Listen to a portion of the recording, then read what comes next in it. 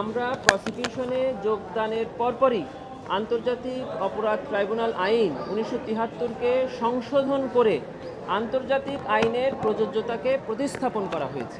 আন্তর্জাতিক আইনের প্রযোজ্যতা প্রয়োজন এই ব্যাপারে আমাদের প্রসিকিউশনের পক্ষ থেকে আমরা এখনও একমত পোষণ করছি এবং এই রায়ের পক্ষে আমরা এখনও কথা বলছি। প্রসিকিউশনের পক্ষ থেকে দেশের সর্বোচ্চ আদালতের রায়কে আমরা মেনে নিয়েছি এবং আমরা এটা মেনে নিতে বাধ্য।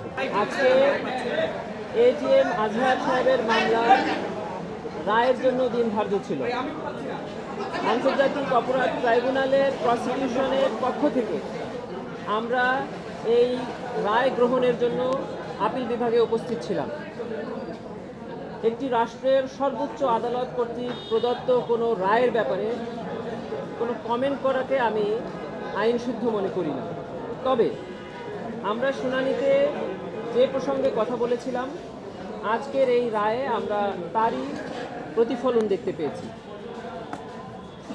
এটিএম আজহার সাহেবের পক্ষে তাদের যে মূল সাবমিশনটা ছিল সেটি হলো আন্তর্জাতিক অপরাধ ট্রাইব্যুনালের যে জাজমেন্ট 5ই আগস্টের আগে হয়েছে সেগুলোতে কাস্টমারি ইন্টারন্যাশনাল ল অর্থাৎ আন্তর্জাতিক আইনের প্রযোজ্যতা ছিল না এবং এটি অ্যাপিলেট ডিভিশনেও এটিকে অ্যাফার্ম করেছে যে আন্তর্জাতিক অপরাধ ট্রাইব্যুনালের বিচারে আন্তর্জাতিক আইনের প্রযোজ্যতা প্রয়োজন নেই।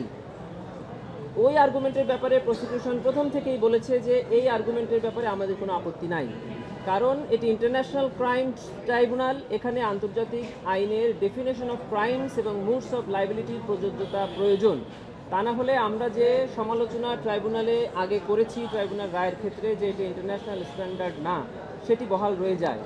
এজন্য আমরা অ্যাপিলেট ডিভিশনের সাবমিশন রেখেছিলাম যে আন্তর্জাতিক আইনের প্রযোজ্যতা প্রয়োজন এবং এটা যে প্রসিকিউশন চায় এবং বর্তমান সরকার চায় তার প্রমাণ হলো যে আমরা প্রসিকিউশনে যোগদানের পরপরই আন্তর্জাতিক অপরাধ ট্রাইব্যুনাল আইন 1973-কে সংশোধন করে আন্তর্জাতিক আইনের প্রযোজ্যতাকে প্রতিস্থাপন করা হয়েছে। এজন্য আজকে অ্যাপিলেট ডিভিশন যখন বলেছে যে ইন্টারন্যাশনাল ক্রাইমস ট্রাইব্যুনালের বিচারে আন্তর্জাতিক আইনের প্রযোজ্যতা প্রয়োজন এই ব্যাপারে আমাদের প্রসিকিউশনের পক্ষ থেকে আমরা এখনও একমত পোষণ করছি এবং এই রায়ের পক্ষে আমরা এখনও কথা বলছি। মেরিট অফ দি কেস, আজহার সাহেবের মামলায় যে মেরিটগুলো ছিল সেগুলোর ব্যাপারে আমরা অ্যাপিলেট ডিভিশনে বলেছিলাম যে এটি up to your lordships decision. Lordships এই মেরিট বিবেচনায় এটিএম আজহার সাহেবকে খালাস প্রদান করেছেন। প্রসিকিউশনের পক্ষ থেকে দেশের সর্বোচ্চ আদালতের রায়কে আমরা মেনে নিয়েছি এবং আমরা এটা মেনে নিতে বাধ্য। For more updates, follow us on Facebook. Subscribe our YouTube channel. Get the latest update on www.daily-sun.com.